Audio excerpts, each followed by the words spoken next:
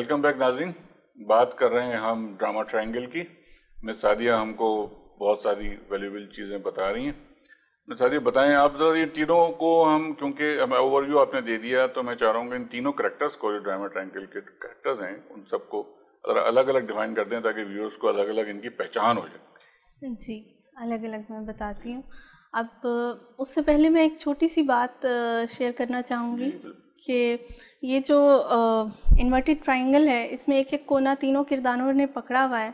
अब ये तीनों किरदारों में से कोई एक किरदार भी इस ट्रायंगल से, इस त्रिकोण से निकल जाए तो ये ट्रायंगल फेल हो जाएगा, क्योंकि प्रोसिक्यूटर को कोई मिलेगा ही नहीं विक्टिम बनाने के लिए, विक्टिम को कोई रेस्क्यूअर मिलेगा ही नहीं मदद मांगने के लिए।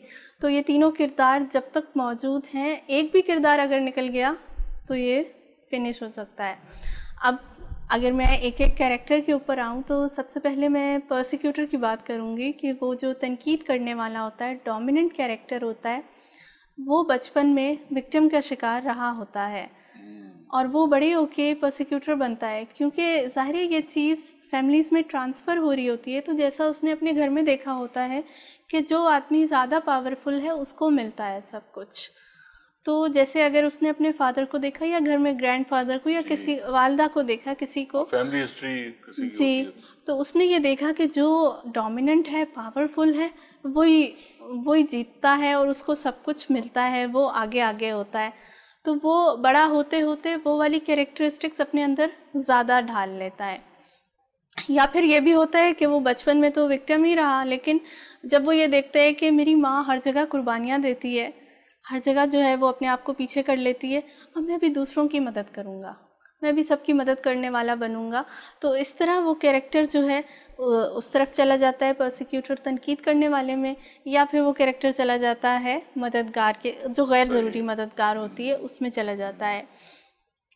या फिर एक मदद करने वाला सारी ज़िंदगी अपने आप को छोड़ के दूसरों की मदद कर रहा होता है, तो वो आखिर को फ्रस्ट्रेट होकर जब थक जाता है तो वो रेस्क्यूअर से प्रोसिक्यूटर की तरफ, यानी तनकीद करने वाले की तरफ चला जाता है। जैसे थोड़ी देर पहले यासिर ने भी बताया कि वो फिर प्रोसिक्यूटर पे ही तनकीद कर रहे होते हैं।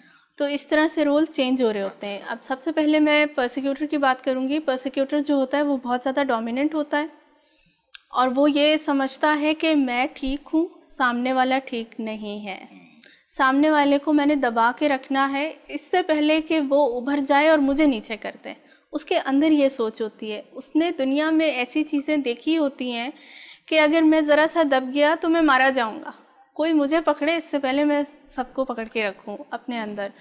तो जो प्रोसिक्यूटर होता है वो गुस्सा दिखाता है, ताकत का इस्तेमाल करता है अपने आप को डोमिनेंट पावरफुल रखने के लिए। अगर वो ये सब नहीं करेगा तो फिर तो वापस वो विक्टिम के रोल में चला जाएगा। तो उसके जो बेसिक उसकी थॉट्स यही होती हैं कि मैंने अपने आप को एक पावरफुल और एक डोमिनेंट शख्सियत के तौर पे सामने लाना है। वो क्या कर रहा होता है, वो दूसरों की जो चीज़ें होती हैं उनको बुरा भला कह के सामने ला रहा होता है, तनकीद करके, और उसके अंदर जो अपने मसाइल होते हैं उन मसाइल को वो तवज्जो नहीं देता। उन मसाइल को छुपाने के लिए वो सुपीरियॉरिटी कॉम्प्लेक्स कह लें आप उसको, उसमें चला जाता है कि मैं तो सबसे अच्छा हूँ और ये जो लोग हैं ये अच्छे नहीं हैं। जब वो किसी और को दबाता है, किसी और पे तनकीद करता है, बुरा भला कहता है, तो वो अपने आप को महफूज समझता है और अपने आप को बड़ा अच्छा समझता है कि मैं तो बड़ा अच्छा हूँ, सब मेरे नीचे हैं। तो एक जो डोमिनेंट तनकीद करने वाला होता है उसके पीछे ये चीज़ें होती हैं। वो अपनी चीज़ों को कभी भी सामने नहीं लाना चाहता कि किसी को पता ना चले कि मैंने जो मास्क पहन रखा है प्रोसिक्यूटर का, उसके पीछे क्या है, कौन से गम छुपे हैं, कौन सी तकलीफ़ें हैं, कौन सी शेम छुपी है, वो छुपा के रखता है और दूसरों की चीज़ों को हाईलाइट करता है कि इसमें ये ख़राबी है, इसमें ये ख़राबी है, ये इतना बुरा है, इसको तो कुछ पता ही नहीं है। जब वो इन चीज़ों का इस्तेमाल करता है तो अपने आप को महफूज समझता है कि मेरे अंदर कोई नहीं झांक सकता, और ये असल में वो लाशऊरी तौर पे कर रहा होता है। उसके कॉन्शियस में, उसके शऊर में ये चीज़ें नहीं होती हैं। जब उसके शऊर में आएंगी तो ही वो उसको चेंज कर सकेगा, वरना वो अपनी गलती मानने को कभी तैयार नहीं होता है। नहीं तो गलती अगर उसके शऊर में आ भी जाती है, प्रैक्टिकली वो बहुत सारी एक्शन उसके ऐसे हो चुके होते हैं ना एज ए प्रोसिक्यूटर, कि वो उसको क्या करेगा, उसको वो कैसे राइट डाउन कैसे करेगा उसको?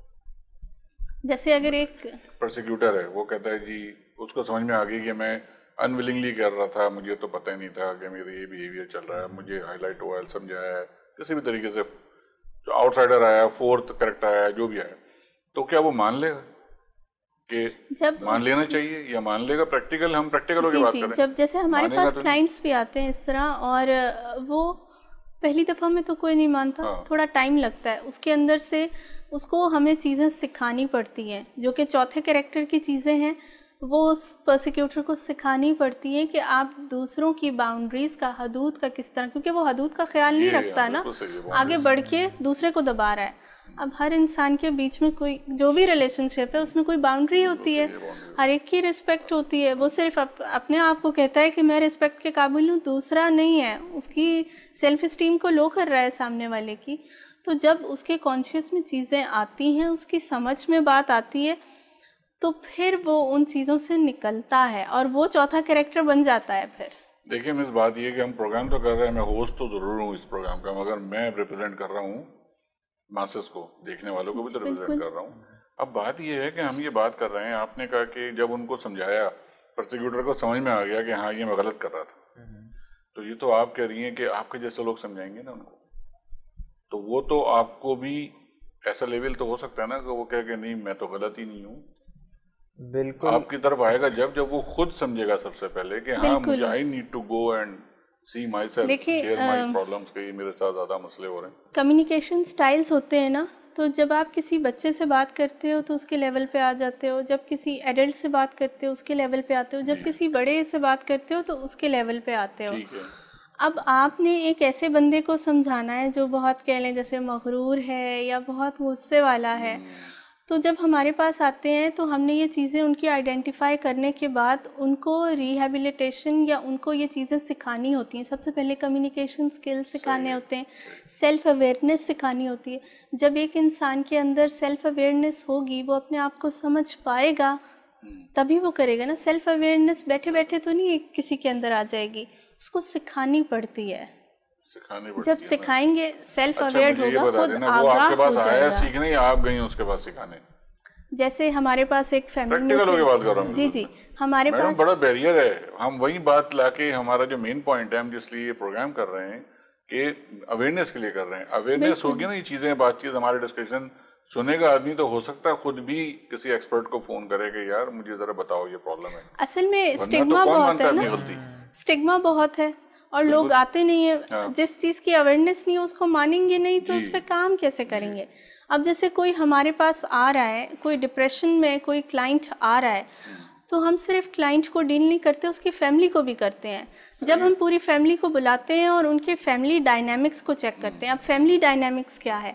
फैमिली डायनामिक्स ये है कि इस फैमिली में जितने भी लोग हैं उनका क्या किरदार है उस फैमिली के अंदर, कैसा रिलेशनशिप है एक दूसरे के साथ, और उस रिलेशनशिप से उनके अपने ऊपर और दूसरे पे क्या अफेक्ट पड़ रहा है। जब हम वो सारी चीज़ें चेक करते हैं क्लाइंट की, तो फिर हमें पता चलता है कि यहाँ पे कौन सा बंदा किस रोल में है। फिर हम उनको भी काउंसलिंग के लिए बुलाते हैं। रोल का जो है आपका असेसमेंट करना ज़रूरी है, जब भी आपको पता लगेगा कि कहाँ से रोल के अंदर जो भी बिहेवियर्स होते हैं वो आप फिर डिटेक्ट करती हैं, और उनको फिर आप कोचिंग के थ्रू उसको सही कर सकते हैं। काउंसलिंग करते हैं, कोचिंग करते हैं। जैसे अगर परसिक्यूटर है ना, परसिक्यूटर है, तो उसको हम सेल्फ अवेयरनेस सिखाएंगे, फिर उसको हम कम्युनिकेशन स्किल्स सिखाएंगे कि बाउंड्रीज कैसे मेंटेन करनी है, फिर उसको एंगर मैनेजमेंट सिखाएंगे कि जब आपको गुस्सा आए तो आपने बात कैसे करना है।